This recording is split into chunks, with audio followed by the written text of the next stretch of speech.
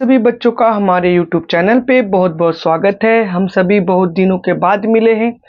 अब है जनरली आपको हमारे YouTube चैनल पे बहुत सारे वीडियो फिजिक्स से रिलेटेड, केमिस्ट्री से रिलेटेड आपको देखने को मिलेगा। ठीक है, तो आप लोग है रेडी रहेंगे।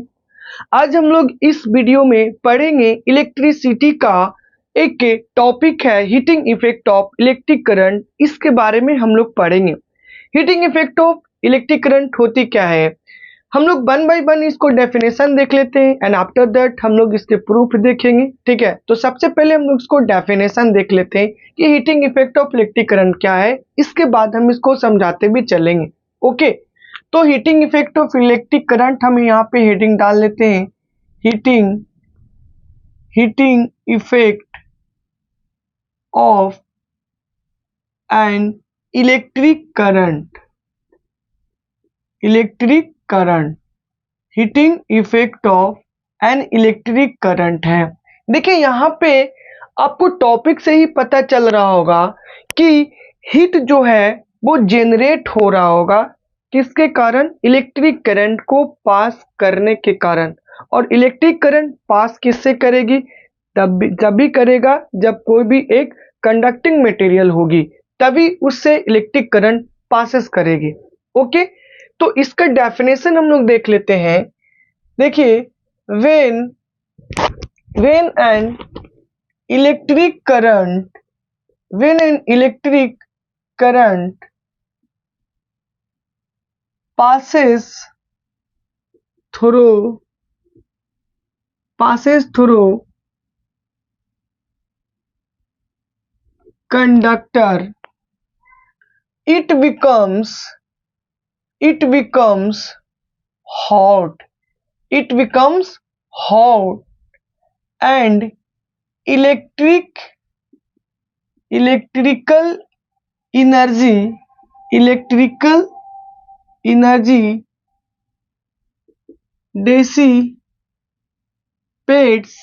dissipates in the form of heat energy. This phenomena is called heating effect of electric current. Heating effect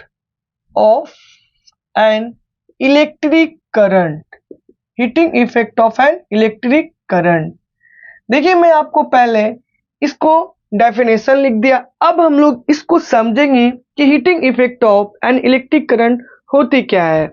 okay, जब भी आप किसी भी कंडक्टिंग मटेरियल से जिसमें करंट पासेस होती है, कंडक्टिंग मटेरियल से जब आप करंट को पास करवाओगे तो पास करवाने के बाद उसमें है इलेक्ट्रिक करंट पास होने के बाद कुछ इलेक्ट्रिक करंट जो होती है, some amount of electric current जो होती है वो हीट के फॉर्म में डेसिपेट होती है, क्योंकि हर एक कंडक्टर का अलग अलग रेसिस्टिविटी होती है।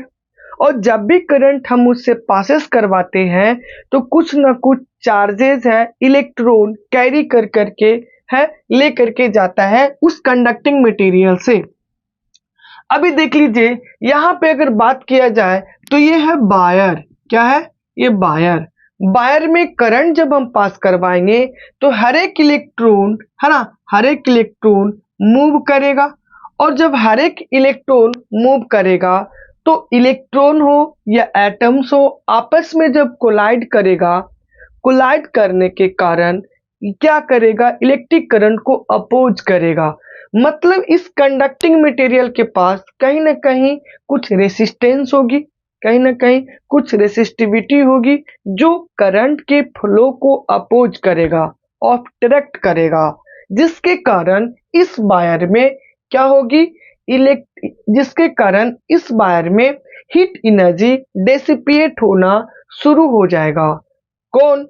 तो इलेक्ट्रिक करंट। यही इलेक्ट्रिक करंट जो है जब इससे आप पास करवाएंगे तो कुछ अमाउंट ऑफ इलेक्ट्रिक करंट है हीट के फॉर्म में डेसिपेट होना स्टार्ट हो जाएगा इस वायर के थ्रू। ठीक है, अब देख सकते हैं हम लोग यहाँ पे इसके कुछ प्रूफ है। ठीक है, कुछ डेरावेशन है, ठीक है, इसको हम लोग देख लेते हैं। तो फर्स्टली हम इसके प्रूफ देखने से पहले हम ये देखेंगे कि heating effect of electric current day to day life में कहाँ कहाँ पे वर्क करता है, इसके एप्लीकेशन हम देख लेते हैं। तो देखिए यहाँ पे इसके एप्लीकेशन की अगर बात किया जाए, application of heating effect of an electric current, heating effect of an electric current. अगर इसकी बात की जाए तो आप ये देखेंगे कि डे टू डे लाइफ में आप कहाँ कहाँ पे इस्तेमाल कर सकते हैं। तो इलेक्ट्रिक हीटर में, इलेक्ट्रिक हीटर जो होती है वो भी इसी प्रिंसिपल पे बेस्ड होता है। मीन्स है कि इलेक्ट्रिक हीटर जो हम लोग डे टू डे लाइफ में इस्तेमाल करते हैं वो भी heating effect of electric current पे ही बेस्ड होती है। क्यों? क्योंकि इलेक्ट्रिक हीटर जो होती है वो नाइक्रोम की बनी होती है। किस चीज की बनी होती है? नाइक्रोम की बनी होती है। नाइक्रोम जो होता है वो एक अलॉय होता है, ठीक है, नाइक्रोम जो होती है वो एक अलॉय होती है और ये नाइक्रोम निकेल का और क्रोमियम का और मैग्नीज का, इन सभी का मिक्सर होता है। तो नाइक्रोम जो होती है इन सभी एलिमेंट का मिक्सर होता है जिसके कारण अलॉय का फॉर्मेशन होता है और ये नाइक्रोम इलेक्ट्रिक हीटर में है इस्तेमाल किया जाता है। क्यों? क्योंकि इसकी जो रेसिस्टिविटी होती है वो काफी ज्यादा होता है और आपको तो पता है कि अगर किसी भी कंडक्टिंग मटेरियल का अगर रेसिस्टिविटी काफी ज्यादा होती है तो इस केस में उसमें कम से कम अमाउंट में इलेक्ट्रिक करंट पासेस होगी और जब इलेक्ट्रिक करंट को अपोज करेगा कोई अदर, तो कहीं ना कहीं उसमें इलेक्ट्रिक करंट जो होगी वो हीट के फॉर्म में डिसिपेट होना स्टार्ट होगा। तो इलेक्ट्रिक हीटर में नाइक्रोम है एक अलॉय, नाइक्रोम का इस्तेमाल किया जाता है क्योंकि नाइक्रोम जो होता है वो एक अलॉय होता है जो कि आपको निकेल, क्रोमियम, सीआर हम इसको बोलेंगे, ठीक है, इसको सीआर बोलेंगे। तो क्रोमियम की बनी होती है, निकेल की बनी होती है और मैग्नीज, इन सभी से मिलकर के नाइक्रोम का फॉर्मेशन होता है जिसकी रेसिस्टिविटी काफी ज्यादा होती है और जिसके कारण इलेक्ट्रिक करंट जब पास करवाते हैं तो वो इलेक्ट्रिक करंट हीट के फॉर्म में है डिसिपेट होना स्टार्ट होता है। तो इस तरीके से हम लोग बोल सकते हैं कि इलेक्ट्रिक हीटर जो होता है वो heating effect of electric current पे डिपेंड करता है, इसके प्रिंसिपल पे ये वर्क करता है। नेक्स्ट हम लोग देख लेते हैं फ्यूज के बारे में। फ्यूज भी जो होता है वो heating effect of electric current के प्रिंसिपल पे वर्क करता है। फ्यूज जो होती है वो आपका लेड वगैरह और टीन वगैरह का बना होता है, ठीक है, क्या होता है, लेड और टीन का बना होता है जिसकी मेल्टिंग पॉइंट जो होता है वो लो मेल्टिंग पॉइंट होता है। क्या होता है? लो मेल्टिंग पॉइंट होता है। अभी ये देख लीजिए, सपोज ये है हमारा फ्यूज और ये है हमारा फ्यूज, इसमें वायर लगा हुआ रहता है और करंट इधर से अगर आ रही होती है, आई करंट अगर इस फ्यूज के अंदर आ रही होती है तो लो मेल्टिंग पॉइंट होने के कारण ये जो वायर है वो क्या हो जाता है, मेल्ट कर जाता है, जिसके कारण करंट आगे पास ही नहीं कर पाती है और हमारे घरों में जितने भी इलेक्ट्रिक एप्लायंसेस होती है वो डैमेज होने से बच जाता है, ठीक है। तो फ्यूज का जो मेल्टिंग पॉइंट होती है वो लो मेल्टिंग पॉइंट होती है और ये भी फ्यूज जो होती है वो heating effect of electric current के प्रिंसिपल पे वर्क करता है। तो हम इलेक्ट्रिक हीटर भी देख चुके हैं, फ्यूज भी हम देख चुके हैं। अगर बात की जाए तो इलेक्ट्रिक टोस्टर है ना, एक होती है electric toaster, okay, electric toaster की अगर बात की जाए तो ये इलेक्ट्रिक टोस्टर भी जो होता है ना वो भी heating effect of electric current के प्रिंसिपल पे ही बेस्ड होता है, ठीक है, heating effect of electric heating effect of electric current के प्रिंसिपल ही पे ही बेस्ड होता है। कौन? Electric toaster. इस इलेक्ट्रिक टोस्टर का इस्तेमाल हम लोग अपने घरों में ब्रेड को टोस्ट करने में भी यूज करते हैं। ठीक है, तो आपका एप्लीकेशन ये भी देखने को मिला, इलेक्ट्रिक टोस्टर में भी है, heating effect of electric current के प्रिंसिपल पे ही बेस्ड होता है।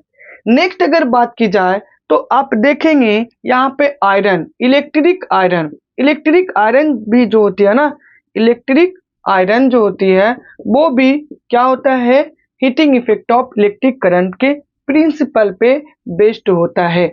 ठीक है, क्योंकि जब भी हम लोग इलेक्ट्रिक करंट पास करवाते हैं आयरन में, तो आयरन में जब पास करवाते हैं तो इलेक्ट्रिक आयरन में है माइका होता है। ठीक है, क्या होता है? माइका होता है, और वो माइका ट्रांसफर करता है मेटल को इलेक्ट्रिक करंट, जिसके कारण मेटल जो होता है वो इलेक्ट्रिक करंट को डेसिपेट करता है in the form of heat के फॉर्म में, जिसके कारण हमारा आयरन जो होता है वो हीट होता है, और जिसके कारण हम लोग अपने क्लॉथ को इजी वे में प्रेस कर पाते हैं। तो हम ये देखते हैं कि इलेक्ट्रिक आयरन भी जो होती है वो भी heating effect of electric current के प्रिंसिपल पे ही वर्क करती है। अगर हम बात कर लेते हैं इलेक्ट्रिक बल्ब, जो हम लोग डे टू डे लाइफ में अपने घरों में इस्तेमाल करते हैं। ठीक है, क्या करते हैं? अपने घरों में इस्तेमाल करते हैं। तो इलेक्ट्रिक बल्ब जो होती है, जो हम अपने घरों में इस्तेमाल करते हैं, वो भी heating effect of electric current के प्रिंसिपल पे बेस्ड होता है। ठीक है, आप देखेंगे ये है हमारा बल्ब। ठीक है, और जब इस बल्ब से हम लोग करंट को पास करवाते हैं, ठीक है, इस बल्ब से करंट को जब पास करवाते हैं तो इसके फिलामेंट ग्लो करना स्टार्ट हो जाता है, और इलेक्ट्रिक करंट है किसके फॉर्म में कन्वर्ट हो जाता है? हीट और लाइट के फॉर्म में कन्वर्ट हो जाता है। बल्ब की अगर बात की जाए तो बल्ब जो होता है वो फिलामेंट, बल्ब की जो फिलामेंट होती है वो फिलामेंट टंगस्टन की बनी होती है। क्या होती है? टंगस्टन की बनी होती है। ठीक है, और ये टंगस्टन एक मेटल होता है जिसका काफी ज्यादा हाई मेल्टिंग पॉइंट होती है। क्या होती है? हाई मेल्टिंग पॉइंट होती है। अप्रोक्स लगभग 3380 डिग्री सेल्सियस होती है। मतलब अगर देखा जाए तो बल्ब जो होता है वो भी heating effect of electric current के प्रिंसिपल पे बेस्ड होती है, और ये बल्ब जो होती है वो इसकी जो फिलामेंट जो होती है वो टंगस्टन की बनी होती है, और टंगस्टन की तो बनी होती है बट इसकी जो मेल्टिंग पॉइंट होती है वो काफी ज्यादा हाई होती है, मतलब 3380 डिग्री सेल्सियस होता है। जब इसमें हम लोग इलेक्ट्रिक करंट को पास करवाते हैं तो हाई मेल्टिंग पॉइंट होने के कारण कुछ इलेक्ट्रिक करंट जो होता है वो लाइट के, कुछ इलेक्ट्रिक करंट जो होती है वो हीट के फॉर्म में डिसिपेट होता है और वो ग्लो करने लगता है, जिसके कारण कुछ एनर्जी कन्वर्ट हो जाता है लाइट एनर्जी में। तो हाई मेल्टिंग पॉइंट होने के कारण है ये क्या होता है, ग्लो कर पाता है, और हीट के फॉर्म में भी कुछ एनर्जी डिसिपेट होता है और लाइट के फॉर्म में भी, जिसके कारण बल्ब है प्रॉपर वे में ग्लो कर पाता है। तो हम सभी ये देखे electric toaster, electric iron, electric bulb और हम लोग इलेक्ट्रिक हीटर और फ्यूज, इन सभी में हम लोग ये देखे कि heating effect of electric current के प्रिंसिपल पे ही ये सभी वर्क कर रहे हैं। तो इतने सारे हम सभी एप्लीकेशन भी देख चुके हैं। अब इसके कुछ फॉर्मूले होते हैं और उस फॉर्मूले को हम लोग यहाँ पे डिस्कस करेंगे। Heating effect of electric current में जो होती है हीट का फॉर्मूला भी होता है, तो हम लोग यहाँ पे देख लेते हैं। इसको जानने से पहले कुछ हमें फॉर्मूला याद होना चाहिए। जैसे आपको करंट की अगर बात की जाए तो एक फॉर्मूला होती है I is equal to Q by T होती है। I इज इक्वल टू जो होती है वो क्यू बाई टी होती है, और Q इज इक्वल टू होती है आई टी होती है। ठीक है, Q इज इक्वल टू जो होती है वो आई टी होती है। I जो है वो करंट है, Q जो है वो चार्ज है, एंड T है टाइम है। यहाँ पे भी चार्ज करंट और टाइम है। ओके, और अगर देखा जाए तो हम लोग देख सकते हैं कि P भी इक्वल टू आपको W अपॉन Q होती है। Okay, V is equal to W upon Q. V जो होता है वो वोल्टेज, जिसको हम लोग पोटेंशियल डिफरेंस बोल सकते हैं, और W जो होता है वो वर्क होता है, और Q जो होती है वो चार्ज होती है। अगर बात की जाए तो W इज इक्वल टू हम क्या बोल सकते हैं, W is equal to V Q भी बोल सकते हैं। ओके, वी क्यू बोल सकते हैं, क्योंकि W is equal to V Q इसलिए आया क्योंकि हम इन दोनों को मल्टीप्लाई कर दिए, तो हमें जो मिल गया वो पोटेंशियल डिफरेंस इनटू चार्ज हम लोग ऑब्टेन कर पाए हैं यहाँ पे। ठीक है, अब यहाँ पे क्या हम लिख सकते हैं, H इज इक्वल टू क्या लिख सकते हैं हम वी क्यू। ठीक है, ये लिख सकते हैं, H is equal to V Q लिख सकते हैं, क्योंकि जब भी हम लोग इलेक्ट्रिक करंट पासेस करवाएंगे कंडक्टिंग मटेरियल से, तो हम ये देखेंगे कि कहीं ना कहीं वर्क डन हुआ है, और जब वर्क डन हुआ है तो कहीं ना कहीं एनर्जी के फॉर्म में ही हुआ है, तो इसीलिए हम लोग H is equal to V Q लिख सकते हैं। सेकेंड हम लोग ये देख लेंगे कि आपको पता है कि V जो होता है वो डायरेक्टली प्रोपोर्शनल R होती है according to Ohm's law, sorry current होती है। ठीक है, तो V जो होती है वो डायरेक्टली प्रोपोर्शनल टू करंट होती है, तो V इज इक्वल टू एक फॉर्मूला होता है IR। ठीक है, ठीक है, क्या होती है, अकॉर्डिंग टू हम लोग लिख सकते हैं Ohm's law. Okay, Ohm's law, तो ये फॉर्मूले जो होती है वो V इक्वल टू IR होती है। अब इस फॉर्मूले को हम यहाँ पे लेकर के आते हैं। ठीक है, तो इस फॉर्मूले को अगर हम लेकर के यहाँ पे आते हैं तो H is equal to V Q होती है। ठीक है, H is equal to V Q होती है। अब अगर हम यहाँ पे चार्ज को रिप्लेस करेंगे तो कौन से फॉर्मूले का फॉर्मेशन होगा।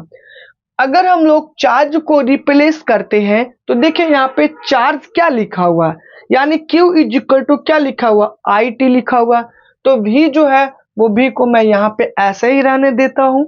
उसके बाद Q is equal to IT हो जाएंगे यहाँ पे, तो यहाँ पे देखिए Q इज इक्वल टू हो जाएंगे I और T, तो क्या हमें मिल गया, H इज इक्वल टू एक फॉर्मूले मिल गए क्या, H is equal to VIT, यानी कि potential difference into current into time, एक फॉर्मूले हमें ये मिल गया। अब अगर इससे हम करंट को रिप्लेस कर दे, अगर इस फॉर्मूले से अगर हम करंट को रिप्लेस कर दे तो देखिए क्या मिलेगा। अगर H is equal to VIT है तो बताइए V को मैं यहाँ पे रहने देता हूँ, और I को अगर मैं रिप्लेस करूंगा, I को अगर मैं रिप्लेस करूंगा तो हमें क्या मिल जाएगा। ठीक है, हमें क्या मिल जाएगा, देखिए अगर मैं यहाँ पे बोलूं कि यहाँ पे I इज इक्वल टू क्या होगा, तो V अपॉन R होगा। I is equal to V upon R भी होता है ना, I is equal to V upon R भी लिख सकते हैं, क्योंकि I जो है यहाँ पे ही रहेगा और R मल्टीपल के फॉर्म में है तो नीचे जाएगा, तो I is equal to V upon R, एक ये भी होती है। ठीक है, तो अब देखिए अगर मैं I को रिप्लेस करूं, तो I को जब मैं रिप्लेस करूंगा तो बताइए यहाँ पे I इक्वल टू क्या हम लाए, V अपॉन R लाया। ठीक है, तो यहाँ पे देखिए into I is equal to V upon R, और ये T है तो T को रहने दीजिए, तो ये T रहने दें। ठीक है, अब बताइए V को V से मल्टीप्लाई करेंगे तो V स्क्वायर आएंगे यहाँ पे, V स्क्वायर, और क्या आ जाएंगे अपॉन R, और क्या आ जाएंगे आपको T आ जाएंगे। तो H इज इक्वल टू एक फॉर्मूले यहाँ पे एक ये आ गए, H is equal to V square upon R और T आ गए। अब यहाँ पे हम यहाँ पे I को रिप्लेस किए। अब नेक्स्ट हम करते हैं वोल्टेज को, यानी कि पोटेंशियल डिफरेंस को हम रिप्लेस करेंगे। तो बताइए H is equal to VIT यहाँ पे दिया हुआ है। अब क्या मैं यहाँ पे लिख सकता हूँ, यहाँ पे तो मैं लिख सकता हूँ। अब वोल्टेज को मैं रिप्लेस करूंगा तो बताइए वोल्टेज क्या है। यहाँ पे वोल्टेज यानी कि potential difference is equal to I R है।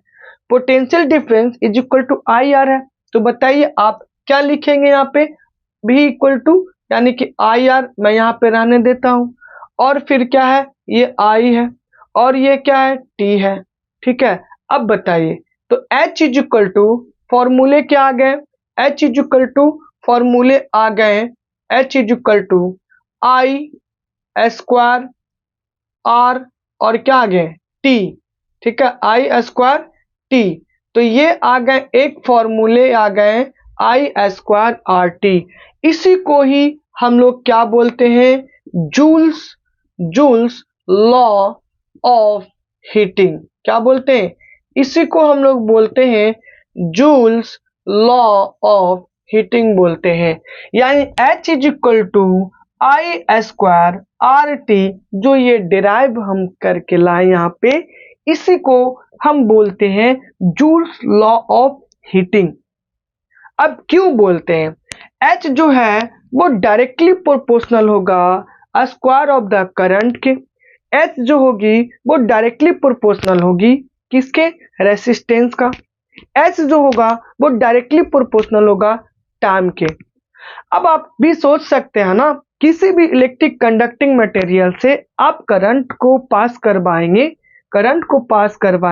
अगर उसका रेसिस्टेंस बढ़ेगा तो हीट भी ऑब्वियसली बढ़ेगा ही।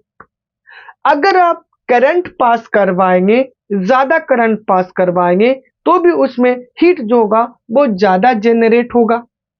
और देर तक अगर पास करवाएंगे तो टाइम ज्यादा लगेगा, तो हीट भी ज्यादा प्रोड्यूस होगा उसमें। कभी कभी आप देखते होंगे कोई भी इलेक्ट्रिक अप्लायंसेस को कंटिन्यू अगर रन करवाते हैं तो आप ये देखेंगे कि वो काफी ज्यादा गर्म हो जाती है। क्यों गर्म हो जाती है, क्योंकि कहीं ना कहीं उसमें कुछ ना कुछ रेसिस्टिविटी होगी, कहीं ना कहीं उसमें कुछ ना कुछ रेसिस्टेंस होगा, जो कि करंट को क्या कर रहा होगा, अपोज कर रहा होगा, ऑब्स्ट्रक्ट कर रहा होगा फ्लो होने में। ठीक है, तो इसी को हम लोग क्या बोलते हैं, जूल्स लॉ ऑफ हीटिंग बोलते हैं। अब ये joules law of heating state क्या करता है, मतलब क्या हमें बताता है। तो देखिए फर्स्ट पॉइंट, क्या मैं ये लिख सकता हूं कि हीट जो होगा वो डायरेक्टली प्रोपोर्शनल होगा। Heat is directly proportional, heat is directly proportional to the square of the current for the given resistance and the given time। Means ये स्टेट करता है कि हीट जो होगा वो डायरेक्टली प्रोपोर्शनल होगा करंट के स्क्वायर के, वो भी गिवन रेसिस्टेंस और गिवन टाइम के लिए। ओके, फर्स्ट ये हो स्टेट्स है। सेकेंड स्टेट ये कहता है, देखिए हीट जो होगा वो स्क्वायर ऑफ द करंट के तो डायरेक्टली प्रोपोर्शनल हो ही गया, हीट जो होगी वो रेसिस्टेंस का भी डायरेक्टली प्रोपोर्शनल होगा। तो मैं क्या यहाँ पर ये लिख सकता हूँ कि heat is directly proportional, heat is directly proportional to the resistance for the given current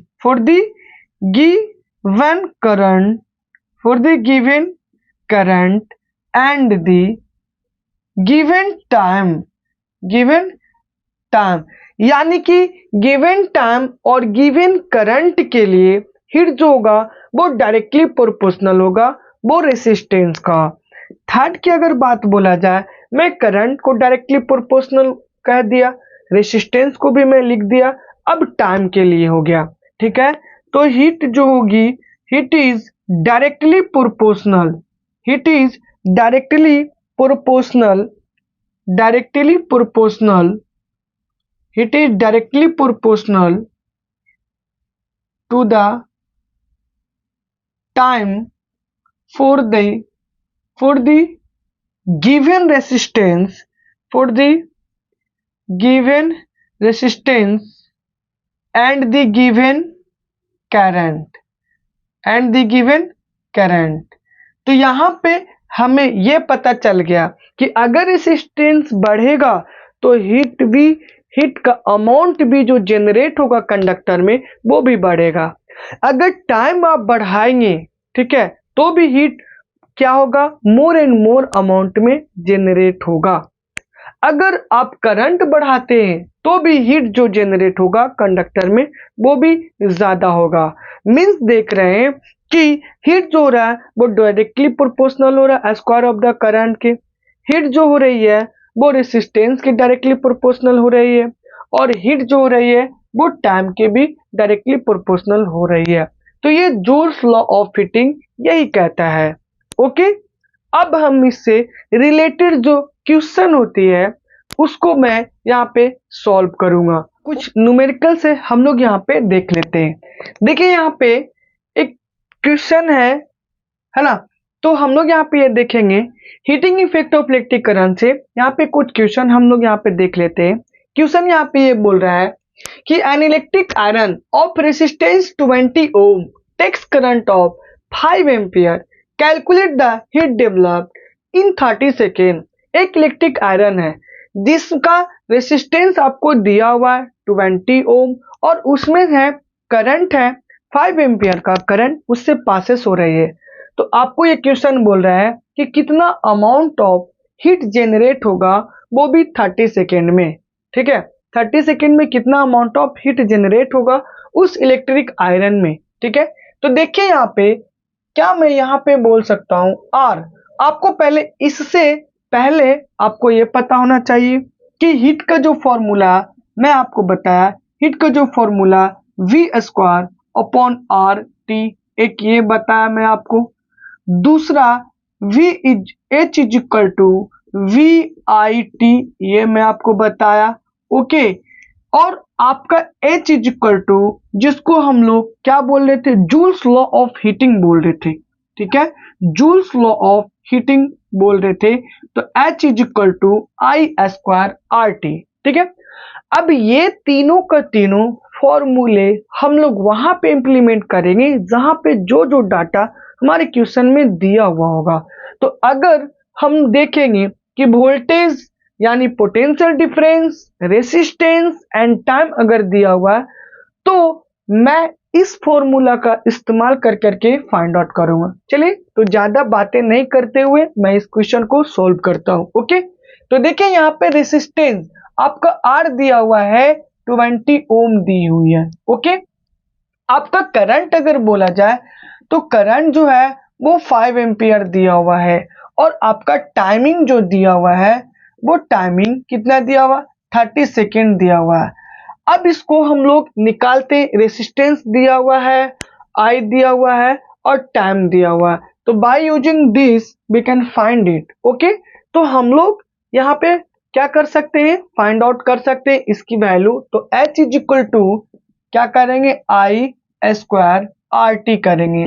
I का वैल्यू दिया हुआ है 5 एम्पियर, 5 का स्क्वायर, R कितना है 20 ओम एंड टाइम कितना है 30 सेकेंड। ओके, अब इसको मल्टीप्लाई करेंगे तो 5 का स्क्वायर 25 इंटू 20 इंटू 30, यहाँ पे आ जाएगा कितना, आ जाएगा आपका 5 यानी कि 500 इंटू 30।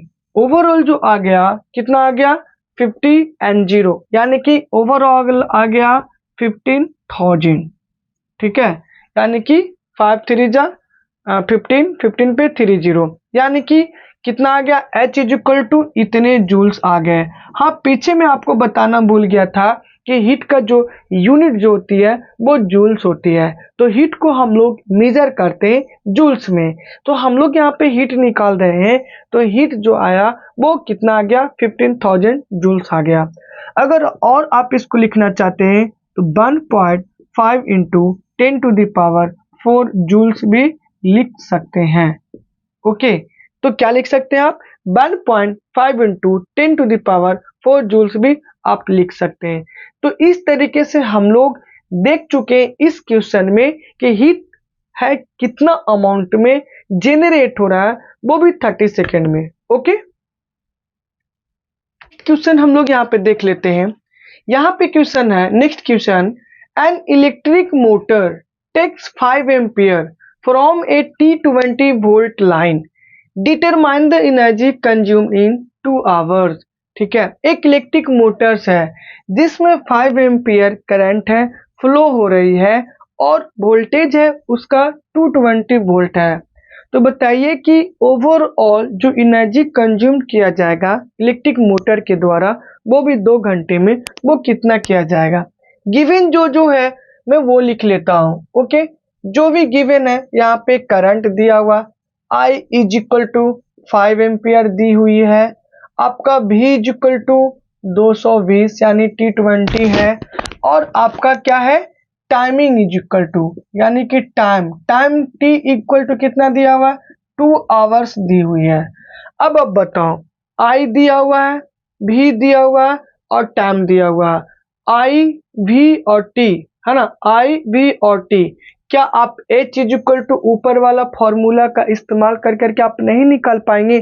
क्या इसमें V दिया हुआ है, I दिया हुआ, T दिया, V दिया हुआ, नहीं दिया हुआ। ठीक है, क्या हाँ आप दूसरे फॉर्मूले को इस्तेमाल कर करके फर्स्टली आप क्या निकालेंगे, रेसिस्टेंस निकालेंगे, देन आप इसमें पुट करेंगे तो ये फॉर्मूले इंप्लीमेंट कर सकते हो। ये इसमें भी रेसिस्टेंस आपको निकालना पड़ेगा एंड आफ्टर दैट आप इसमें पुट कर करके वैल्यू निकाल सकते हो। लेकिन यहाँ पे देखिए H is equal to VIT हम उस फॉर्मूले से इस्तेमाल करके निकाल सकते हैं। H is equal to VIT एक फॉर्मूला होती है। ओके, अब बताओ I मेरा दिया हुआ है, ठीक है, I दिया हुआ है, वोल्टेज है T20 वोल्टेज है, करंट है यस 5 एम्पियर है, क्या टाइमिंग दिया हुआ है, बिल्कुल दिया हुआ है 2 आवर्स दिया हुआ है। तो आपको पता है कि टाइमिंग जो होता है वो सेकेंड में होना चाहिए, ये आवर में दिया हुआ है, इसको मैं कन्वर्ट कर लेता हूँ सेकेंड में। तो 2 इंटू 60 ये आपका हो गया कितने मिनट्स में, और ये आपके हो गए कितने आपके सेकेंड में। ठीक है, तो कितने आ गए आपको 7200 क्या आ गए सेकेंड आ गए। ठीक है, क्या आ गए सेकेंड आ गए, यानी कि 7200 सेकेंड आ गए। अब इस टाइम को यहाँ पे पुट कर दें। ठीक है, यहाँ पे हम पुट कर दें यहाँ पे। ओके, तो जब मैं यहाँ पे पुट कर दिया 7200, ठीक है, तो अब देखिए अब इसको अगर मल्टीप्लाई करेंगे तो मल्टीप्लाई करने के बाद कितना आ जाएगा 22 5 110 और एक जीरो यानी कि 1100। ठीक है, और इसको हम मल्टीप्लाई करेंगे तो अब बताइए अगर 72 को मैं 11 से मल्टीप्लाई करूंगा तो 72 और ये क्या आ गया 72 यानी कि 7 7 to 9 और 7। ठीक है, तो कितने आ गए 792। और बताइए ये 2 जीरो इधर और 2 जीरो इधर यानी कि ओवरऑल कितने जीरो आ गए 4 जीरो आ गए, इतने जूल आ गए। आप और इसको सिंप्लीफाई कर सकते हैं 7.92 इंटू 10 टू द पावर, देखिए आप 2 मतलब है इसको आप ऐसे लिखे हैं ना, इसको आप ऐसे लिखे हैं, तो अगर आप पॉइंट इधर जाएंगे तो पावर जो हो जाता है वो बढ़ जाता है। तो 2 और 2 इधर 4 हो गए और 2 पॉइंट मतलब 2 डिजिट के बाद आप पॉइंट जा रहे हो ना इधर लेफ्ट साइड, तो इसको हम लोग क्या लिख सकते हैं 10 टू द पावर 6 जूल लिख सकते हैं। ओके, तो या तो आप ये लिखो या तो ये लिखो। तो ओवरऑल जो हमारा वैल्यू जो आ गया इतना अमाउंट ऑफ एनर्जी कंज्यूम किया जाएगा इलेक्ट्रिक मोटर के द्वारा, वो भी 2 आवर्स में। ओके, तो ये था आपका नेक्स्ट क्वेश्चन। क्वेश्चन है आपका, ये है आपका heating effect of electric current से रिलेटेड। देखिए यहाँ पे क्या है, एन इलेक्ट्रिक हीटर है ना, an electric heater having resistance equal to 5 ohm is connected to electric source. If it produces 180 joules of heat in 1 second, find the potential difference across the electric heater. Okay, यहाँ पे देखिए एक electric heater लिया गया है जिसकी resistance जो है वो 5 ओम है, ठीक है, और वो एक इलेक्ट्रिक सोर्सेस से है कनेक्टेड है जो कि कंज्यूम कर रहा है 180 जूल्स, मतलब है कि 180 जूल्स हीट को कंज्यूम कर रहा है, यानी कि एनर्जी कंज्यूम कर रहा है। अब यहाँ पे 1 सेकेंड में, ठीक है, तो बताइए कि उस इलेक्ट्रिक हीटर के द्वारा कितना amount of potential difference passes हो रहा होगा। ओके, तो सबसे पहले हम लोग ये देख लेते हैं इस क्वेश्चन में क्या क्या गिवन है।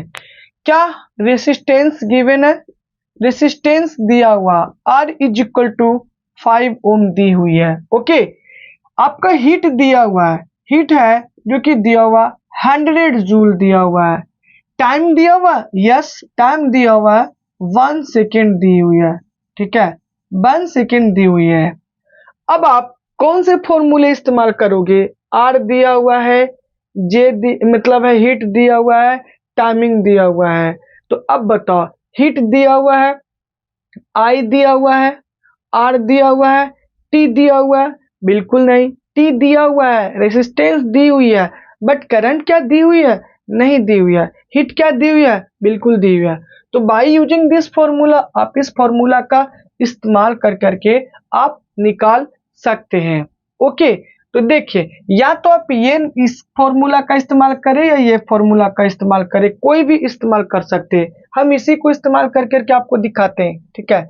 H is equal to I square R T, ठीक है, H is equal to I square R T. Heat कितना है, 180 जूल दिया हुआ है। आई कितना है, अननोन है, तो इसको रहने दीजिए, आई स्क्वायर।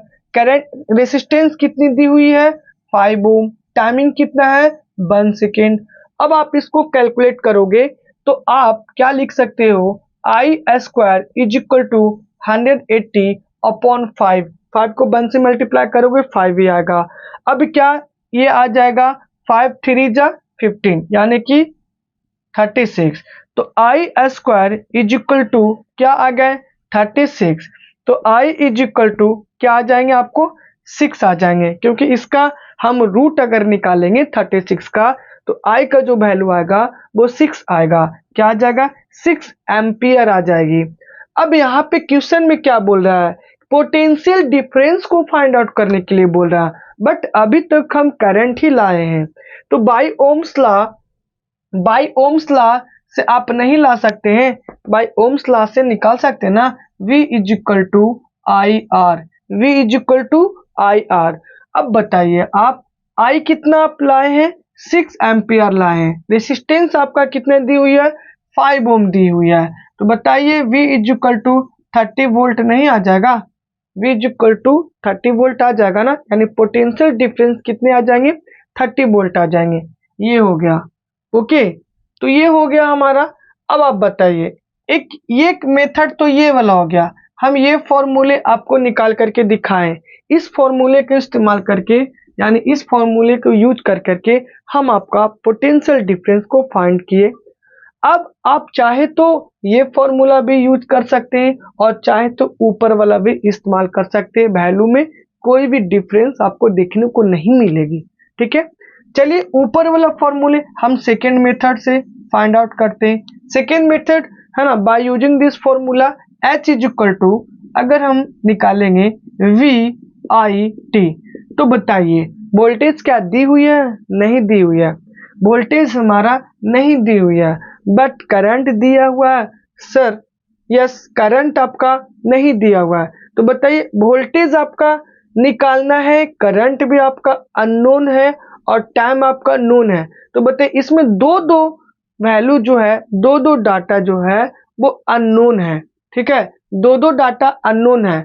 तो इस फॉर्मूले का इस्तेमाल आप नहीं कर सकते हैं, आप इस फॉर्मूले को ले लीजिए, क्योंकि 4 में 3 डाटा दी हुई होना चाहिए, 3 में 2 डाटा दिया हुआ होना चाहिए। तो बताइए इसमें इस फॉर्मूला का भी इस्तेमाल कर सकते थे, बट इसमें हीट है, वोल्टेज निकालने के लिए बोल रहा है, करंट है ही नहीं दिया हुआ, टाइमिंग दिया हुआ, यानी कि 4 में 2 डाटा हमारा दिया हुआ, तो 2 कैसे निकलेगा? तो हम इसमें से ये वाला फॉर्मूला इस्तेमाल करते हैं। अभी ये निकाल के बताएं, अब ये निकाल करके दिखाते हैं, ठीक है। तो देखिए H इज इक्वल टू आप क्या लाएंगे, V square upon R into T, इससे निकाल लीजिए। हीट कितना दिया हुआ, 180 जूल दिया हुआ है, और V आपको वोल्टेज ही निकालने के लिए ही तो बोल रहा है, तो वोल्टेज को आप रहने दीजिए, ठीक है। और R कितना दिया हुआ है, आपका R दिया हुआ है आपका 5, ओके। और टाइमिंग दिया हुआ कितना, 1 सेकेंड, कितना दिया हुआ, 1 सेकेंड।